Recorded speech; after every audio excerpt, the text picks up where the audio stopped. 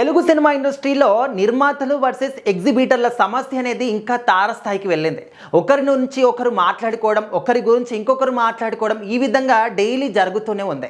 అయితే ఈ యొక్క ఎగ్జిబిటర్ల సమస్య పైన బాలకృష్ణ గారు రియాక్షన్ ఇచ్చారు. ప్రజెంట్ ఆ ఒక్క మాటలు అనేవి సోషల్ మీడియాలో చాలామంది కూడా మాట్లాడుతూ ఉన్నారు. మరి బాలకృష్ణ గారు ఎవరికి సపోర్ట్ చేశారు? నిర్మాతలకు సపోర్ట్గా మాట్లాడారా, లేకపోతే ఎగ్జిబిటర్లకు సపోర్ట్గా మాట్లాడారా? ఇక్కడ ఎవరికి సపోర్ట్గా మాట్లాడినా కూడా మిగతా వాళ్ళకి శత్రువు అయ్యే అవకాశాలు కనిపిస్తాయి. ఎందుకంటే బాలకృష్ణ గారు ఇప్పుడు one of the main pillar అన్నమాట తెలుగు సినిమా ఇండస్ట్రీకి.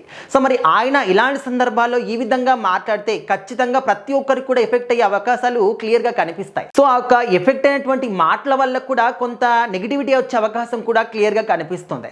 అదే ఇప్పుడు ఆంధ్రప్రదేశ్లో కూడా ఫిలిం డెవలప్మెంట్, అదేవిధంగా థియేటర్ల డెవలప్మెంట్ యొక్క కమిటీని ఏర్పాటు చేసుకున్నారు. సండే అంటే నిన్న ఒక ప్రమాణ స్వీకార కార్యక్రమం కూడా ఏర్పాటు చేశారు.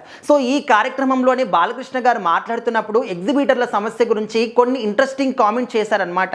సో ప్రజెంట్ మన తెలుగు సినిమా ఇండస్ట్రీలో ఏంటంటే ఇప్పటి వరకు మంచి మంచి సినిమాలు, గొప్ప గొప్ప సినిమాలు, మన తెలుగు జాతి ఖ్యాతిని ప్రపంచ స్థాయికి తీసుకెళ్ళేటటువంటి గొప్ప గొప్ప సినిమాలు వచ్చాయి.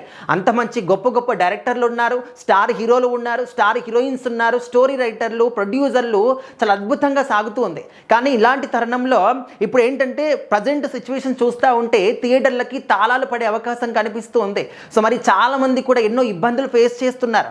ఒకప్పుడు ఏంటంటే ఎలాంటి టెక్నాలజీ లేదు, కానీ ఆ రోజుల్లో సినిమాలు ఫాస్ట్గా పూర్తయిపోయాయి, ఫాస్ట్గా రిలీజ్ అయ్యాయి. ఆ తర్వాత థియేటర్లు కూడా ప్రతి ఒక్క థియేటర్ కలకల్లాడేది. 100 రోజులు, 150 రోజులు, 200 రోజులు ఈ విధంగా సంబరాలు కూడా చేసుకునేవాళ్ళు.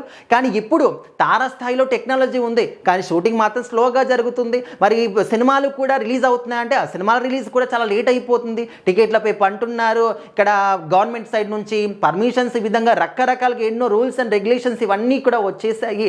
సో ఇలాంటి తరుణంలో అసలు సినిమా ఇండస్ట్రీ ఏ విధంగా బతకాలి అంటే చాలామంది కూడా అసలు తల పట్టుకొని ఏడ్చేటటువంటి పరిస్థితి వస్తూ ఉంది. ఎందుకంటే మనం చూస్తూ ఉన్నాం, ఇప్పుడు నిర్మాతలకు సంబంధించి, ఎగ్జిబిటర్లకు సంబంధించి ఒక సమస్య నడుస్తుంది.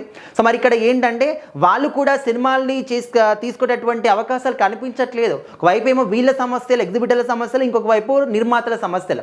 సో ఇప్పుడు ఎగ్జిబిటర్లు ఏమంటున్నారు, మాకు పర్సంటేజ్ విధానం కావాలి, దాన్ని పెద్ద సినిమాతోని ప్రారంభించాలి అని చెప్పేసి వాళ్ళు చెప్తూ ఉన్నారు. కానీ నిర్మాతలు ఏమంటున్నారు, ఫస్ట్ ఈ సినిమా అయితే అయిపోని ఆ తర్వాత మనం మాట్లాడుకుందామని చెప్పేసి వాళ్ళు అంటున్నారు. సో ఈ విధంగా ఎవరి మాటలు వాళ్ళైతే మాట్లాడుకుంటున్నారు. సో మధ్యలో సినిమా అనేది నలిగిపోయే పరిస్థితి వచ్చిందనమాట. రామ్ చరణ్ గారి పెద్ద సినిమా ఒకవైపు వాళ్ళేమో విపరీతంగా వాళ్ళ ప్రమోషన్స్ వాళ్ళు చేస్తూ ఉన్నారు, ఏ విధంగా జనాలకు తీసుకెళ్ళాలి అని చెప్పేసి కష్టపడుతూ ఉన్నారు.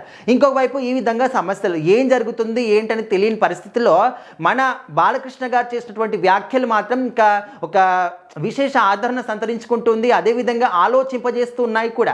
అంటే సినిమాలు రావట్లేదు, మంచి మంచి సినిమాలు చేయండి, మంచి మంచి సినిమాల్ని థియేటర్ వారు తీసుకోండి, థియేటర్లో ప్రదర్శించండి, థియేటర్లు కలకల్లాడాలి, ఎప్పుడు కూడా అందరూ కూడా వర్ధిల్లాలి అని చెప్పేసి ఆయన కోరుకుంటున్నారు. At the same time present థియేటర్ని మూసుకునే పరిస్థితి కనిపిస్తుంది, తాళాలు వేస్తూ ఉన్నారు. ఏంటి పరిస్థితి, చాలా బాధేస్తుంది అని చెప్పేసి చెప్పారనమాట. సో ఈ విధంగా ఎగ్జిబిటర్లు, నిర్మాతల సమస్యల మధ్యలో బాలకృష్ణ గారు మాట్లాడేటువంటి ఈ మాటలు ఇద్దరిని కూడా ఆలోచింపజేసిన సందర్భాలు కనిపిస్తూ ఉన్నాయి. మరి చూడాలి అసలు ఈ సమస్యలో ఎగ్జిబిటర్ల మాట నెగ్గుతుందా, నిర్మాతల మాట నెగ్గుతుందా, ఇద్దరు కూడా మాట్లాడుకొని ఒక అండర్స్టాండింగ్ వస్తారా, ఏమీ అర్థం కాని పరిస్థితి. బట్ ఈ యొక్క ఎఫెక్ట్ అనేది పెద్ద సినిమా పైన పడేటటువంటి అవకాశాలు క్లియర్గా కనిపిస్తున్నాయి. చూద్దాం ఈ యొక్క కేసు అనేది ఎక్కడి వరకు వెళ్తుంది ఏంటి అని.